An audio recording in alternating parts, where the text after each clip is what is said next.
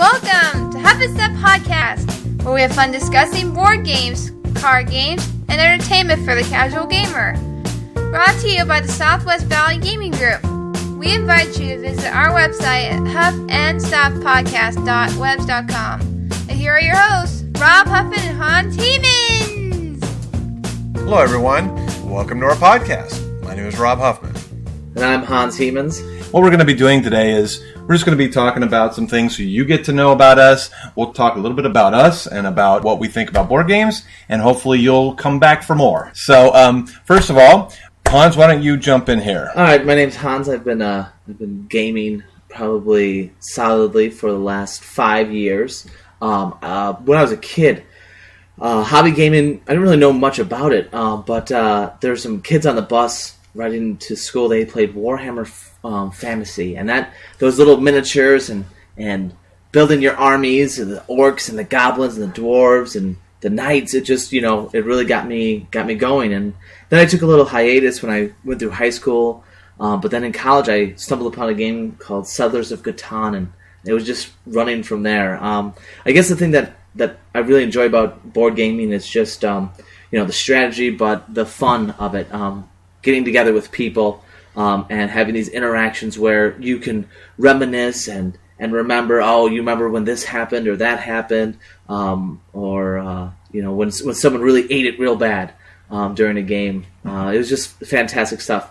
But yeah, I try to play as many games as I can. I'm never opposed to trying a new game, and if a game's is just dripping with theme, just ready to take me on an adventure, I am good to go for it. I'm a little older than you. I'm not going to say my age here, but Uno's like old. People don't realize how old it is, but we'd pull that out or play cards with my parents, or we'd play Yahtzee. And then in the early 80s, some kid down the block discovered Dungeons and Dragons. And so we all sort of went down there and was like, we came up with our own characters, and we made little sheets. We just made them up out of graph paper, and we made little dungeons, and had a guy be a dungeon master. And so then I kind of was like, I just kind of stopped at all of that. And then in college, I sort of was into a lot of games like Civilization and like computer game stuff like that.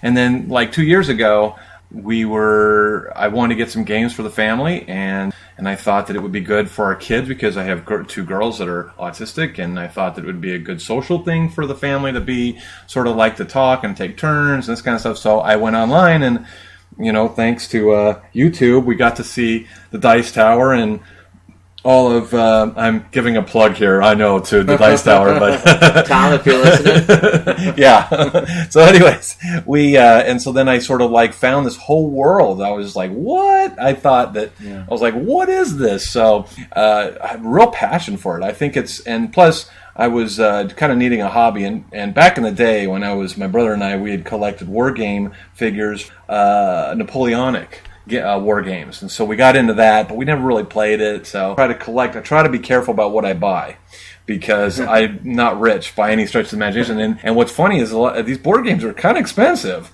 and I try to get them used or something. So that's kind of the state of where I'm at now. And so Hans and I here thought that it would be kind of fun to get on the podcast. He and I are big fans of all the other podcasts out there. We thought we could bring something to the table, so to speak, Hans and I. Yeah, and us being in Arizona, an area where there's not, I don't know, it's not one of those big metropolises. I mean, it's nice, it's fantastic, close enough to anything to go anywhere, but we're not those places that people flock to. So we really wanted to get in touch with those around us in Arizona and just bring some of our passion to those people in the area and everywhere, actually, but just maybe a different, another point of view to the board gaming community. Right, and so often I'll listen to some of these podcasts, or we'll be listening to, like a online thing, and it's always on the East Coast. Well, I rarely hear anything on the West Coast or in the Southwest or whatever. So I thought, gee, this would be great, because then in a way we can have our voice heard, and at the same time we're no different than the other guys on the East Coast. We're enjoying the hobby just as much as everyone else, and plus it's probably good to hear other voices of opinion, I think, too. So.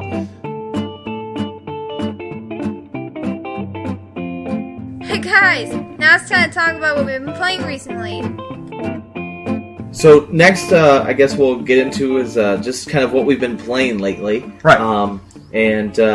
I've a game that I've brought out a lot lately has been the Resistance, and that is a deception and deduction game of spies and cards. You might have seen an episode of Tabletop where they played this, and that's kind of what I saw and wanted to get it. And I'm a teacher, and I use games as incentives for my students to do well in classes or show up on time, turn in assignments, stuff like that. So when we meet objectives, we usually play games, and the kids were just all over this one. They loved. Yeah, I can see that. I can see that. They were standing up. No, you're the spy. No, you're the spy. Mr. Hemans, he's the spy. He's such a good liar. Yeah, and it was so much fun to see these students who rarely interact, because most of this, I'm a special ed teacher, so most of them, within the classroom are reserved. But to see them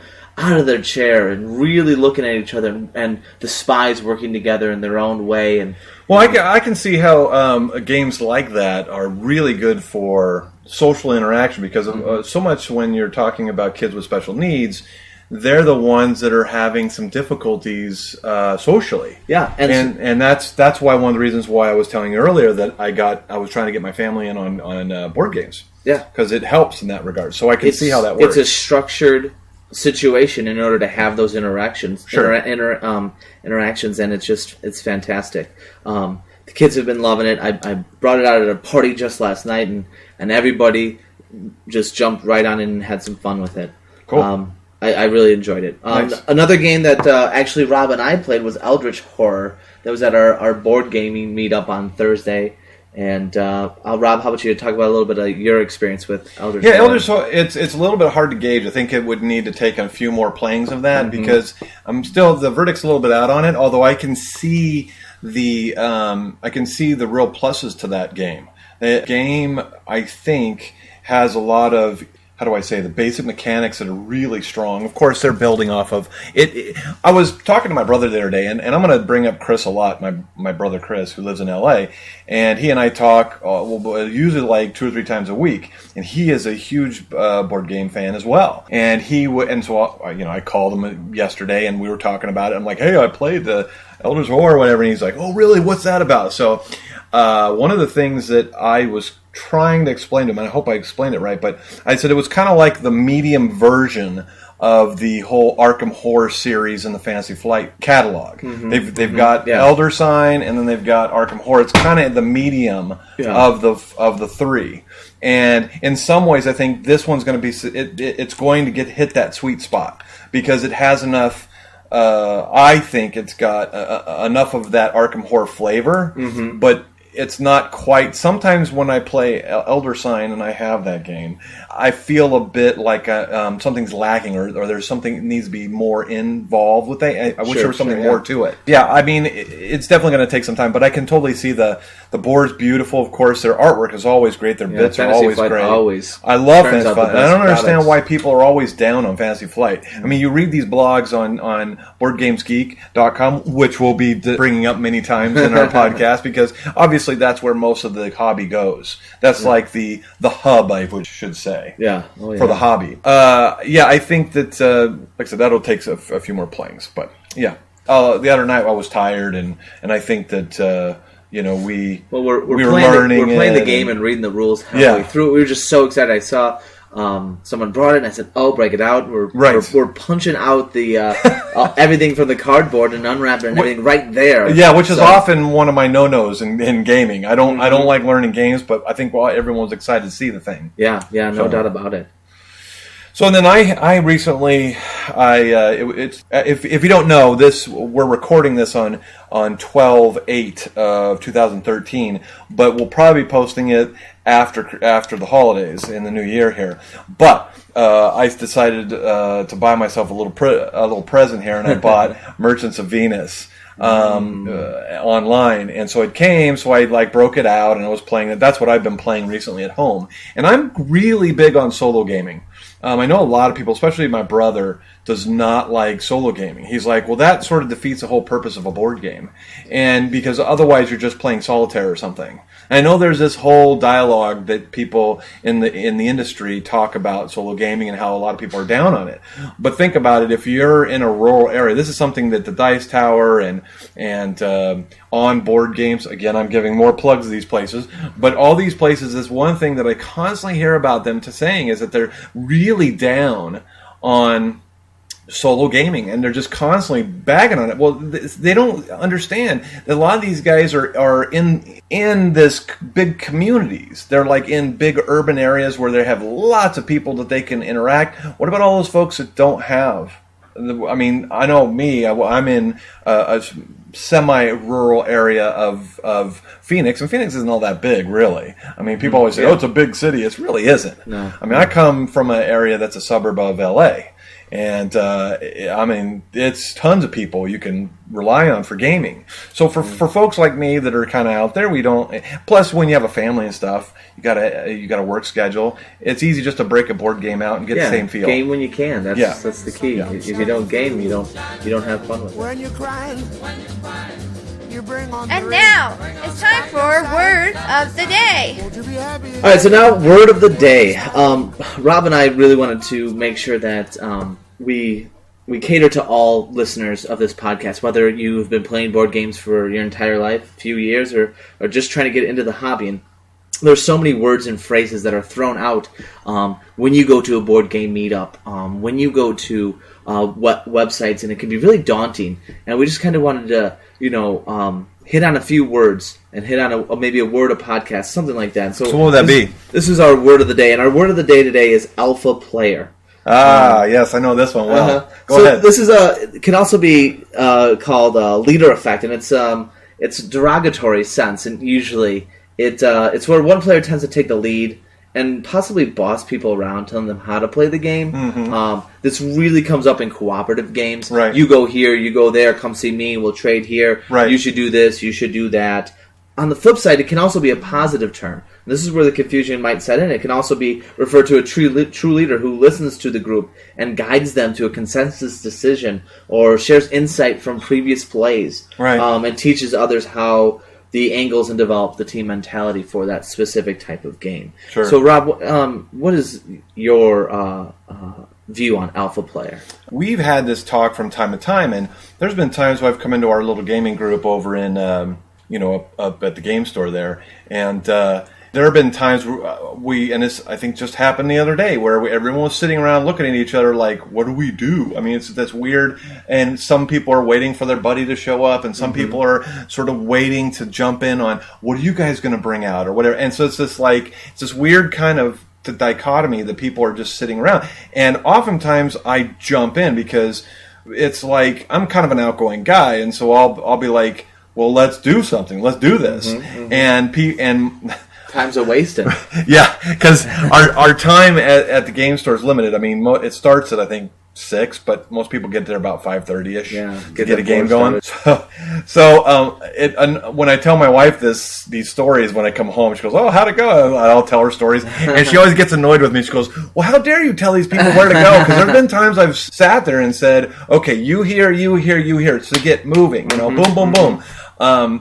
And I know that's annoying to some people, but sometimes you got to step in. Yeah. I mean, I played hockey for so many years, and I can't tell you how many times I was really annoyed when we had a captain or someone who was in charge, a coach, whatever, and he didn't have enough, leadership, or maybe, sure. I don't want to say leadership skills, maybe that's a bad way to put it, but didn't have enough, okay, let's go, boom, boom, boom, and he would just lead. But that's what it boils down to. That's kind of what it, right? Yeah. So whenever I would be like a substitute on a team, like someone would call me and say, "Hey, we need an extra player, come on." I'm just using this hockey experience as like in gaming. So I'd come and play, and the coach either wasn't there, or the captain or whatever, and they weren't necessarily leading. Like, they weren't like, okay, let's do this or whatever. Sure. And so I would kind of just step in because I was just like, well, someone's got to do this. Yeah. Someone's got to jump in and say, let's do this, blah, blah, A, B, or C, or whatever, right? Yeah. And sometimes this is what happens with, and I know that people look at me as possibly an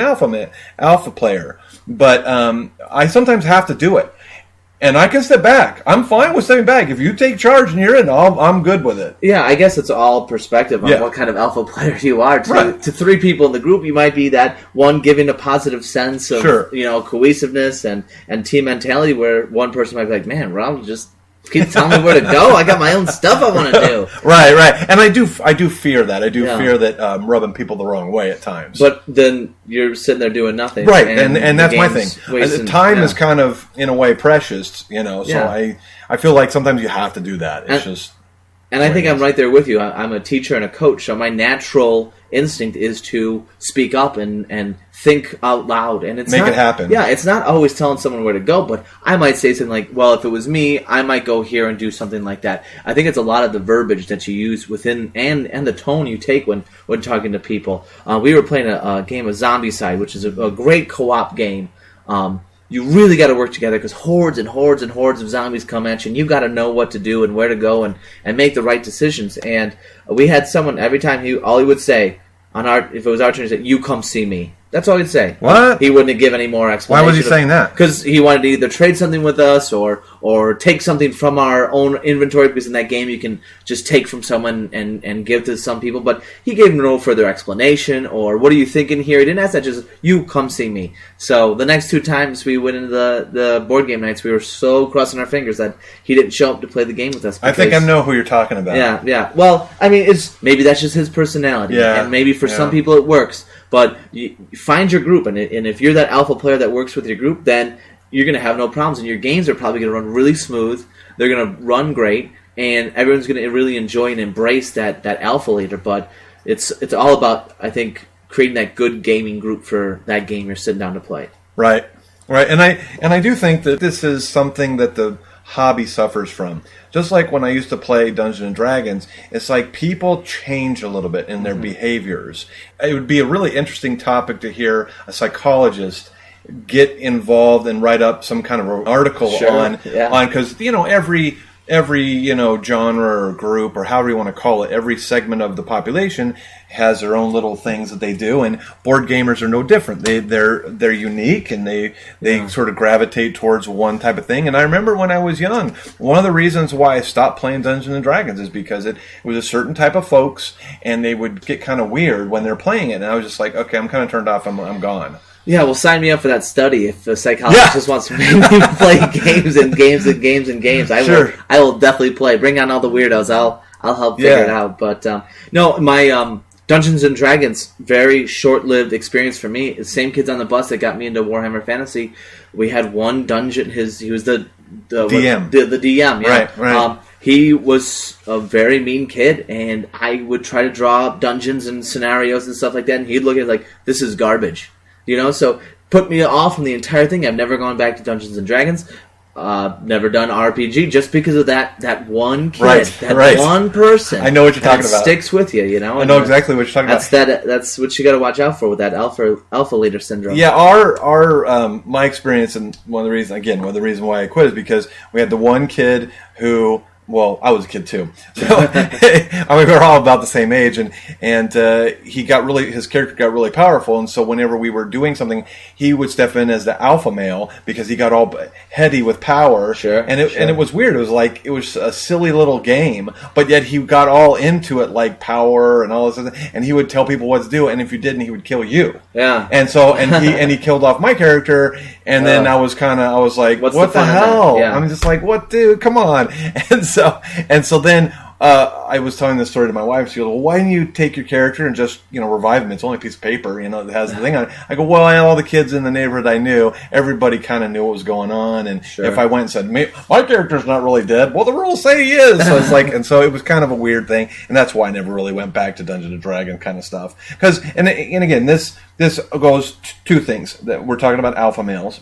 And we're also talking about psychology and how it affects the hobby and how I have there have been times I've been like, wow, this person's really, and I've been trying to be very politically correct here, and say, this person's really interesting because it's like we don't get along at all, or maybe they're being weird or something, but in their mind, maybe I'm the weird one. So I just kind of try to let it go, right?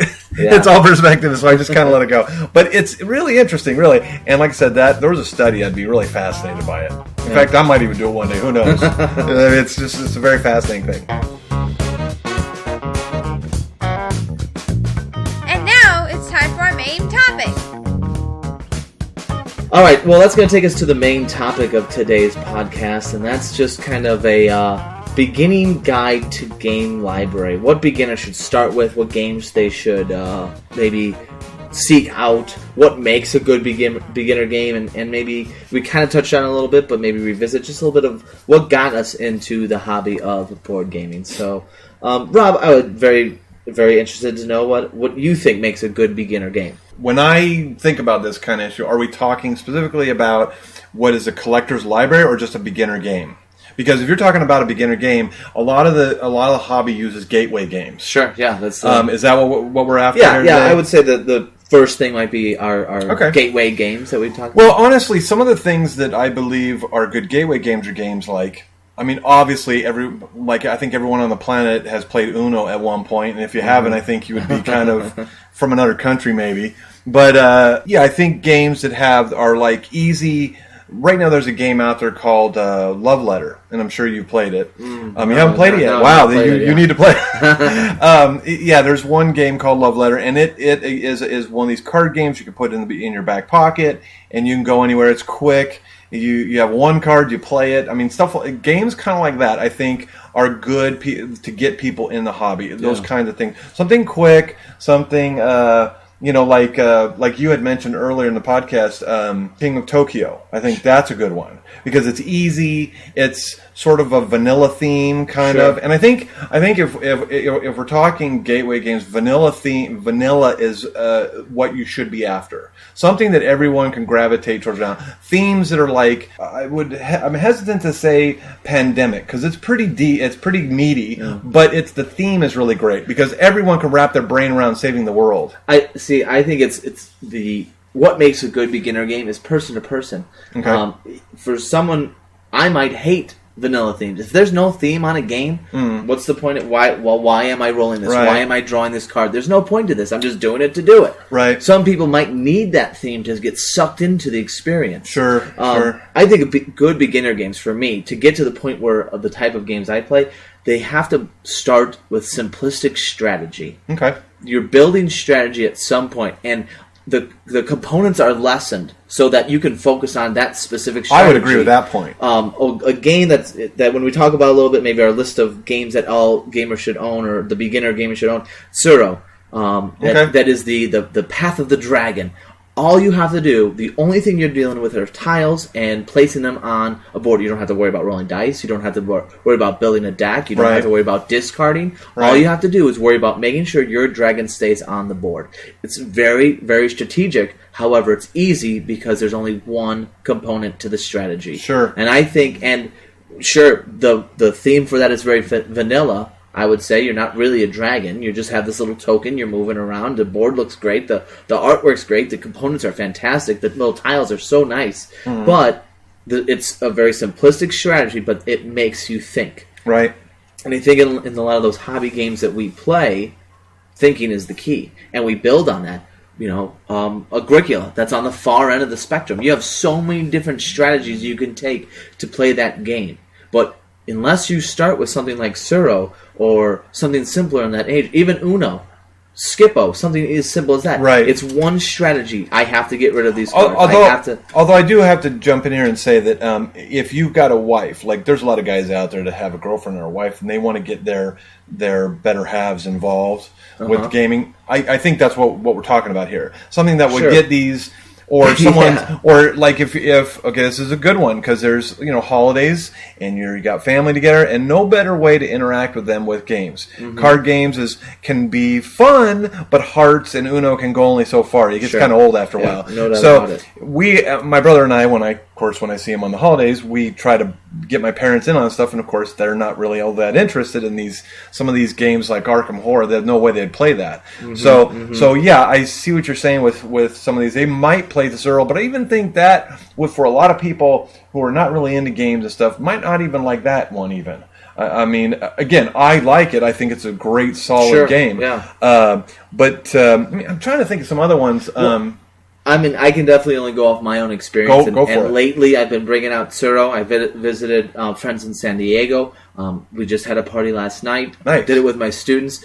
Every single one of them asked to play it again after the first one. Nice. It's maybe it's just my group of people. I know what right, they would be into. Right, and that's a whole other topic on itself. Knowing your audience, knowing who you're playing with. Because if you know them, like I know that my wife and her best friend and her husband, sometimes we'll see them, and I know that they're going to want to play a party game. Yeah. And like Telestrations or we even have Pictionary. Now, don't balk at me here, but even Pictionary is kind of fun. Yeah. What's the other one? Balderdash is fun because you can make up funny stories from whatever and that kind of stuff. And isn't that where most of gaming knowledge starts with? It's games true. Like that, party games. Yeah, those are the party games. And my last 3 purchases of board games have all been those party style games, but closer to that hobby style. The Resistance, Tsuro, and King of Tokyo. All 3 of those, I would qualify. Maybe Tsuro to a lesser. Tsuro and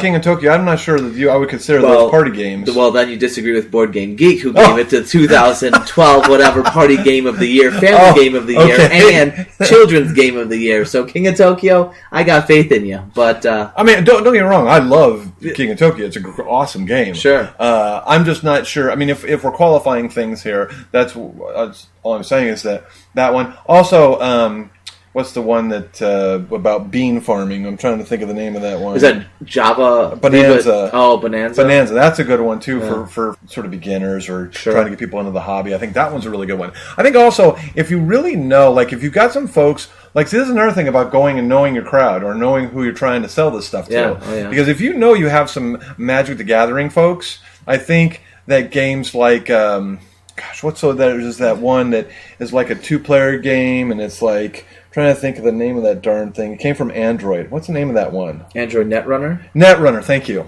That's the one. I was like, I don't have it. I'd love to play it. But that's, I think, one that would definitely get that crowd involved with the hobby. Something like that. And there's a few other, like, Mage Wars, I think, is the other one I'm thinking of. Because that's like a 2-player, like, war game, really. Yeah. And could argue that Magic the Gathering is kind of a war game in essence, where 2 people are squaring off, they have a little war game with their Magic kind of cards. I played Magic on the Xbox. I had that free download, and I played it. I wasn't all that impressed, but, I mean, it definitely has a niche market. Sure. Making tons of money off it. Yeah. And so anyway, so these are knowing your crowd, I think, is key to this being successful. Yeah. So whenever I approach people or approach maybe bringing out a game, I always think about the things that brought me, that sucked me into the game. And for me, the 2 games, I bought 2 games that I haven't even played, and that would be a Game of Thrones, the board game, 2nd edition, and then the Game of Thrones living card game. Haven't played them. They're sitting on my shelf, but I bought them because of the theme, because I love Game of Thrones. What's the book title? Do you know? Right. Yeah. But George R.R. Martin's books. Watched the HBO series, then started reading the books. The Song of Fire and Ice. That's it.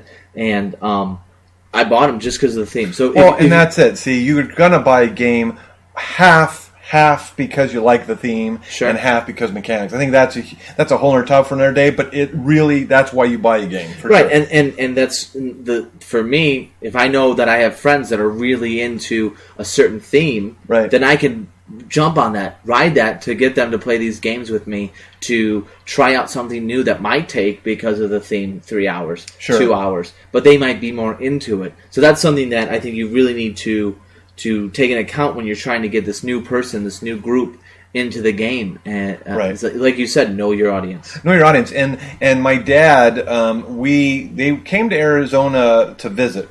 can't remember. It was a couple months ago, I think. Oh, yeah, it was in September and October. Anyways, they came to Arizona, and so I broke out, and my brother said, oh, I'll come to Arizona to see while Mom and Dad is there. So he came out, Formula D, because my dad, when we were young, he was involved with a rally club, and he had a little convertible Jaguar, and my mom and they were in this club where they would have to be at point A, point B, point C, and they would go around and collect things and have to be play at a certain time. It was a neat little hobby for him, and he latched on to that game like crazy because it was simple. All you did is roll dice and try to hit the corners at the right time. That's Formula D, and that was a huge success with him. Now, breaking that out with someone that is a little bit more into, they're like more of a geek. They might not like Formula D. I mean, they would play it and they would probably have a great time because Formula D is a great game. In my opinion, it's in my top 10. But it's not for everyone, and it doesn't have as much depth as I would like. But I think that you could technically put that in the beginners, or almost like a gateway game, like we've been talking about. Because I mean, ultimately, I think what what we're talking about here is gateway games, and what is a really good gateway game, and how that get someone into the hobby. Because at the end of the day, it would be great to have more people in this hobby. It'd be really great. No doubt about it. Another gateway game that I think is becoming more available, and it's a gateway into like those deck building games, is Dominion.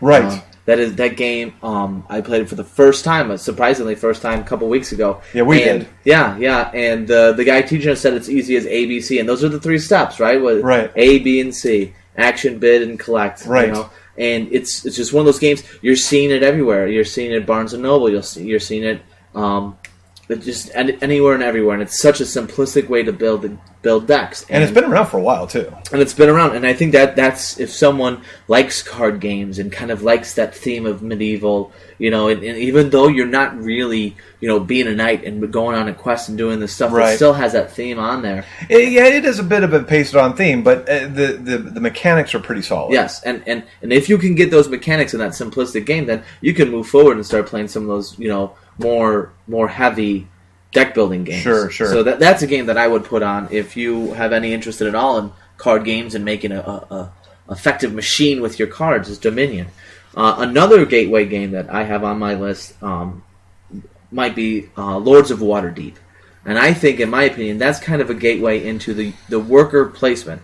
I would say it's an entry into the worker placement, yes. And it's definitely a light Euro. Mm-hmm. But I'm not so sure I would want to break that out for someone like, But again, it's knowing your audience too. Yeah, I don't know. I don't really like Lords of Waterdeep. I'm not saying it's a bad game. Mm-hmm. It's a solid game. I think it's a solid game. So I mean, but if you've got some friends, say, I guess I'm just putting myself in a bunch of different shoes and saying, okay, well, if I'm this guy who plays Dungeons and Dragons, or I'm this guy that likes that I'm a board gamer and I'm going to meet some guys that I know like Lord of the Rings, that like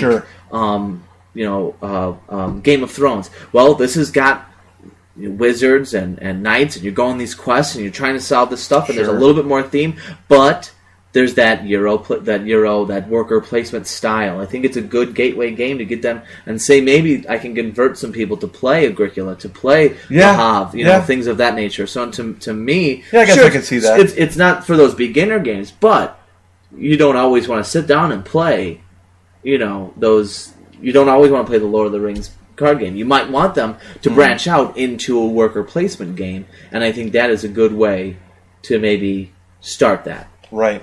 I mean, I can definitely see what you're saying. It's as I think you said, it's definitely entry into a meatier game. That's for sure. Yeah. And if you want some meat, it's got it, boy. Mm-hmm. And I always say meat. I mean, people always say complexity, but I always say meat. Oh yeah. Maybe because I enjoy the meat, but honestly, I can see what you're saying on that regard for sure. One of the games I think also hits on all stages of gaming, really, is Settlers of Catan. Now, I know there's a lot of people that... Here.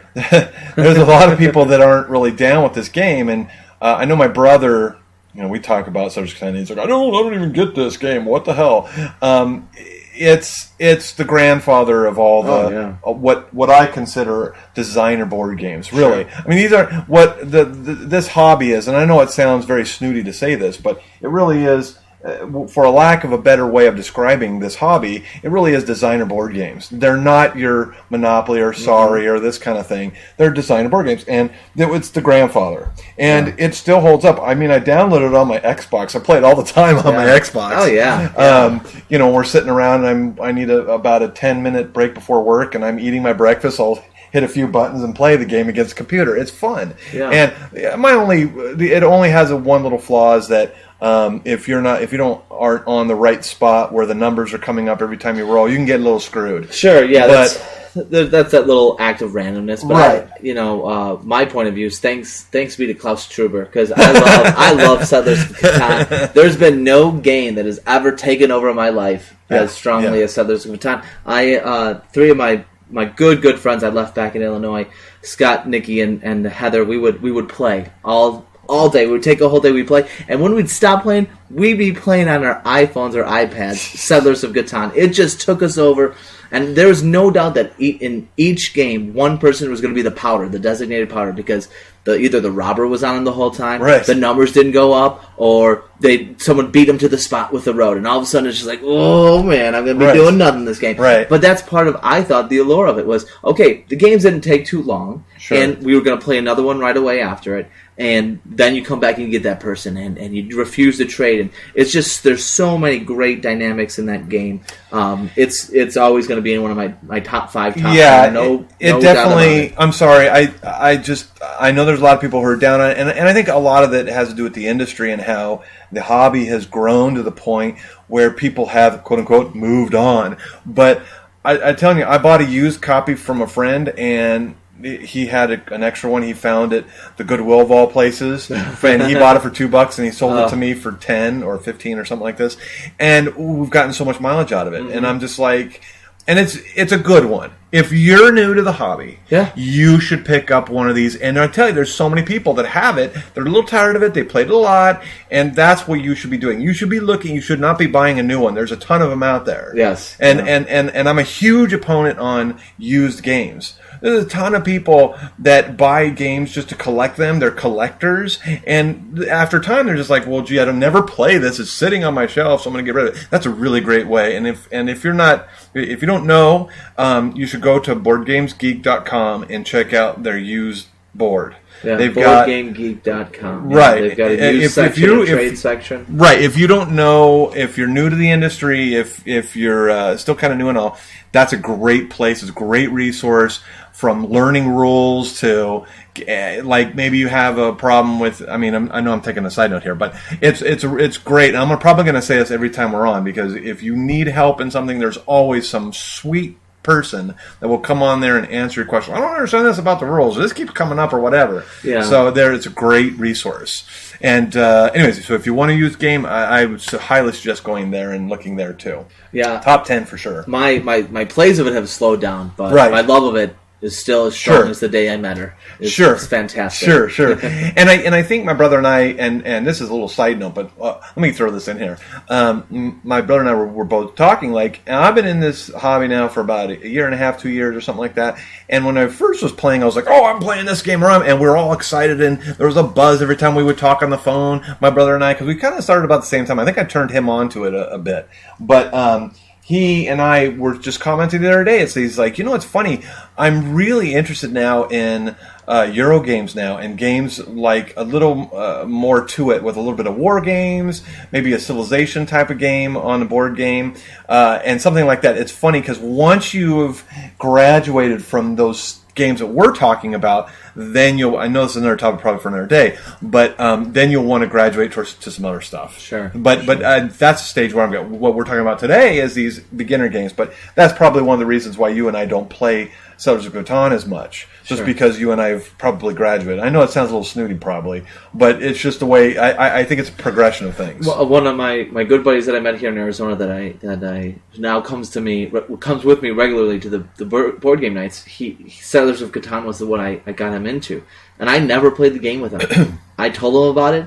I brought it over one time. We looked at it, but our fiancés were like, "It's too late. Let's go to bed. Let's leave," which was okay, But then he found online the free Catan Play.com, or I'm unsure the website, but he would play all the time. He's like, "This game is awesome." Right. And then he comes to the board games, and he's played Spartacus, he's played Zombicide, he's played Arkham Horror with me, and he's just dived deep into it. And, for him, I would say it definitely started with Settlers of Catan. Sure. Granted, it wasn't the way we went through it with the board game and the pieces and setting up that island and flipping over where the resources are going to be, but it's still it's stayed up with the times and is available online and on the iPad and the iPhone and all that stuff. And it's stood the test of time. Sure. And now it's time for questions and answers. Okay, so now we're going to move on to our next little segment here, and it's, we like to some musings and questions from board game forums. And I was looking. Christmas is almost upon us since we're recording this a little bit before. It's December 8th. It's the 8th, end of December. And almost every website is now having their sales. And I was on the Fantasy Flight Games website, and I saw so many games on sale, but none of these games were games that I had ever really heard of. But they were on sale from $59 to $20. They were on sale from $30. Don't tell me this, please. $34 to $5.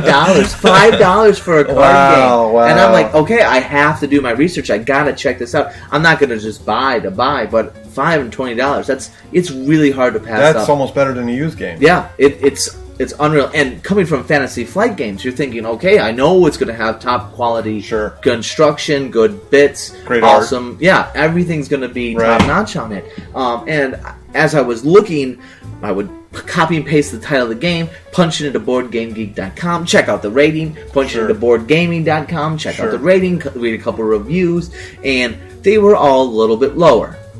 But then you have to ask yourself, well, I'm paying $5 for maybe a majority of people say are not as good of a game, but you might get that diamond in the rough for you and your group. Sure. But an interesting question that I saw came up I was reading about one of the games on Board Game Geek, and it said, just because something doesn't sell doesn't mean it's A, a bad game, or B, a fun game. Rob, what do you think about that statement? I'll say it again. Just because something didn't sell well doesn't mean it's a bad game or not a fun game. I mean, gee, this is a hard one. To each his own, right? I mean, it's like, I think sometimes with some of these games, with all these game conventions, like Gen Con, and for those of you who aren't in the industry, and a lot of you will already know this, but, Gen Con, BGG.com, SN, these Origins, these kind of places, some of these games get a lot of hype, and there's a lot of great diamonds in the roughs out there. There's a lot of them, and if you think about how many games get produced every year, I mean, there's literally like hundreds of games that get produced every year. Nuts nowadays. They're coming out. There's a lot of them that fall through the crack. I can guarantee you, there's at least 20 or 30 every year that are awesome games that you never hear about, and so this is what you're talking about here. And again, also you could also argue that it's like every board game. There's so many out there, and it's just like when you're dating, you're in the dating scene. There's so many, for us, there's so many, for me anyways, I'm not going to speak for Hans over there, but there's so many women out there when I was dating, and it's like, and there's that one for you, right? Just like board games is the same thing. Not every board game is for you. Obviously, I don't like certain games, and like, I know people are going to just have a heart attack when I say this. I don't like train games on board games. I know people are going to be turning off our podcast now, but honestly, I'm just not a big fan of train games. Ticket to Ride. So could I say you're not all aboard train games? Oh, I get it. But no, it's I just don't understand. I don't get the hype. I mean, I downloaded on the Xbox because they had it for a great price on there. So okay, this is my chance. Actually, they had like a promo download. You could try it. So I'm like, oh, this is great. I know it's not playing with other people. I know part of a lot of board games is about how you interact with people. But I tried it there, and I was like, to me, I didn't like it. I don't know why. This just goes hand in hand with what there's a board game out there for you. And a lot of these games, personally, a lot of those games that you're seeing on there, they're just that are either unrated or they don't get a lot of hype for whatever reason. They fall through the cracks. And I'm telling you, I keep looking online for the game that I've not heard about. I'll tell you what. I mean, you put this in any other medium, movies, music, books. There's plenty of books that are all-time bestsellers that people love. Mm-hmm. Some of my favorite, I guarantee you, most of my favorite movies have not reached 100 million sales on the box office. Me too. That's just who I am. That's what I do. That's what I like. That's what I'm drawn to. Right. The board games are no different. Sure, I might like some of those board games that everybody loves, Arkham Horror, Settlers of Catan, the list goes on. But you can find that diamond in the rough, and unless you search, unless you try it out, how do you know? Right. And I think that is one of the reasons why I go religiously. That's my religion. Going to the game store and being involved with that game group. Sure. I go because not only do I get to meet new people, and I would advise you folks that those of you who are not involved with a board game group, either get involved with one or somehow try to form one. I know I tried to form one here recently, and we'll post the listing for you guys at the end there if you're interested in seeing what's going on with our group here. But I tried to form one through BGG, BoardGamesGeek.com. I found the people who are in my area. There's a way you can do that with zip codes and get involved, because what happens is you get to meet some great people. Honestly, out of all the hobbies I've ever chosen, some of the coolest people. Sure. Yeah. Honestly, I concur. I've been involved with sports, and there's some great people in sports, and I played hockey for a really long time, played softball, and hockey, great people, great salt of the earth folks. But there's something really amazing about these guys, the people that are involved with board games are just great. So you get to meet some great people, some very cerebral folks, some great people that are just really interesting, and also you get, and this is the key, I get to try new games all the time. And my goal is to try as many games as possible and to learn as many, so that I know I get to hone what I'm interested in. Yeah. And if I'm interested in that, bam, I'll go buy it. And I think sitting through one game of realizing that this isn't the game for you, well worth it, because you're going to find 5 or 6 or 7 that you love, that you'd break out any time you want, and you'll be searching everywhere for when it's on sale or where you can pick it up. No doubt about it. Sure, that definitely is a huge deal with me. Trying to try out many games. In fact, when we go back to California for the holidays, my brother is involved with a game group, and at I think it's UCI University, and so we're going to go there. And I said, and he goes, "Sure, you want to do that on your holidays?" I go, "Sure." I get to meet some new people, and I get to try some new games, hopefully, and all that. So yeah, I'm looking forward to that as well. So yeah, again, I think it has a lot to do with these games that you're talking about here. Caution you folks that if you're going to be buying a game, be careful, because I've got quite a few games that are sitting on my shelf that never see the light of day, because I have a game shelf over here that just sit there. So and if you're like most people, you don't have a big extra room that you could have shelves lined, like if you've ever watched the Dice Tower, how he's got that one room lined with shelves with games all over. I mean, unless you're... I just look at the games behind Tom. I'm not even listening to Tom. I'm sure. like, what are the games? Let's see which games he's on. Which ones? That's all I look at now. Right, and I think if you're like that, you'll also. I mean, most people are kind of like that too. They're interested in what he's got and what he's playing. But again, if you're not like Tom or some of these other guys that are hardcore, that's what they do for a living, you're going to not have a lot of room. So you need to be careful what you have, what you're picking up. And I think at the end of the day, I would caution folks to, yes, if it's a great deal for $5, yes. I'll go back to my brother and I. We were talking the other day about games and holding their value. Designer board games hold their value. If you know, when they go out of print, they go up on eBay for hundreds of dollars. I mean, I see some of these games. Like I really wanted the game called Fury of Dracula. I saw, it was Halloween back not too long ago. I was like, ooh, I'd love to go pick that up, but I found out it was out of print. I was like, God. So, and then I looked it up on eBay, and it was like literally like $200. Mm-hmm. And I was like, that's ridiculous. There's no way I want to do that. So honestly, just be careful. I know that you could resell them, and but to find a seller, unless you're really big on eBay, I would caution you. Do your research. Right. Listen to podcasts like ours. We're going to steer you in the right direction. Right. We're going to. I hope we do. Right. We're hoping to. So another question that came up, or statement that I saw on the it wasn't really a statement. It was just a continual discussion on this forum. Same thing. Just seeing these games ranked a little bit lower, and this question, this comment, this theme kept coming up, and that was house rules. Right. Well, this game could be really, really good if you do your own house rules. This game, is broken, but if you change a couple of the rules to make them house rules, you're good to go. Rob, how many games is house rules something that you've done a lot? Oh, I do them on all of my games. It's something that I think you should do. The only thing I would suggest is this. If you're doing a board game and you don't like something, that's fine, put it in, but learn the core rules first. I've been burned in so many times where I break out a game. I'll take it like Elder Sign. There was a few house rules that I put in for my kids and all that, and when I broke it out at my board game group, they're like, "What's that?" And so it kind of threw people off, and it sort of I lost a little street cred.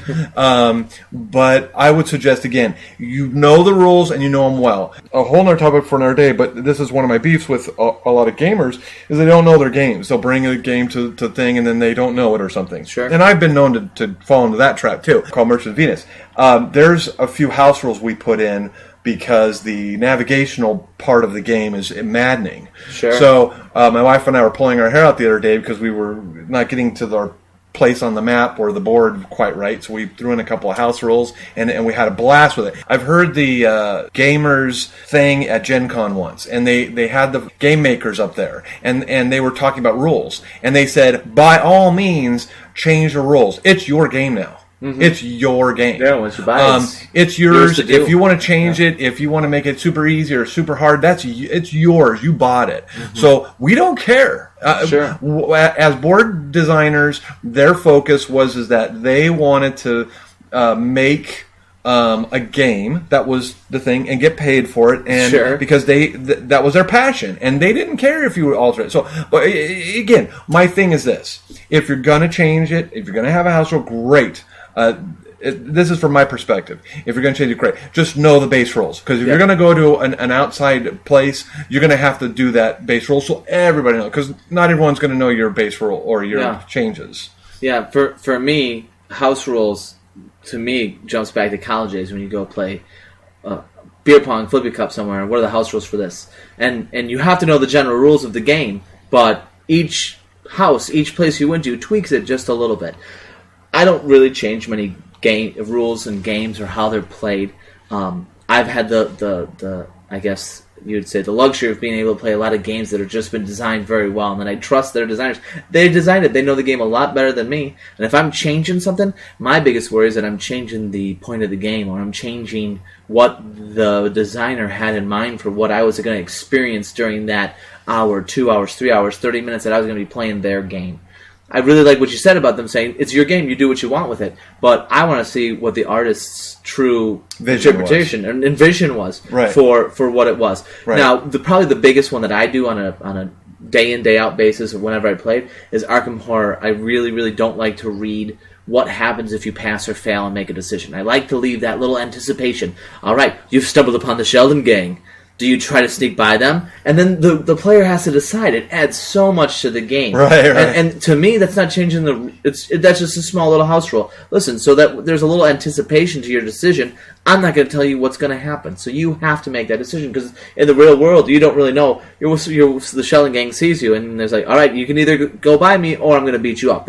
That's not how it is. So we try to. That's probably the biggest one that I do on a regular basis. Mm-hmm.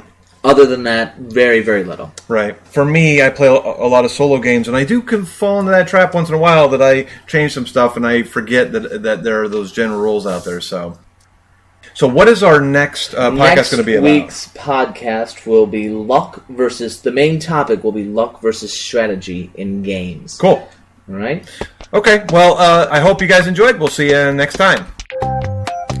Thank you for joining the Huff-N-Stuff podcast. We hope you enjoyed listening and hope you can tune in next time. Huff-N-Stuff is brought to you by Southwestern Valley Gaming Group at swvalleygamingsgroup.webs.com. You can visit us on our webpage at huffnstuffpodcast.webs.com. That is HUFFNSTUFF podcast.webs.com. We love to hear from you, so leave us questions, feedback, or just say hi. As always, keep on smiling and game on.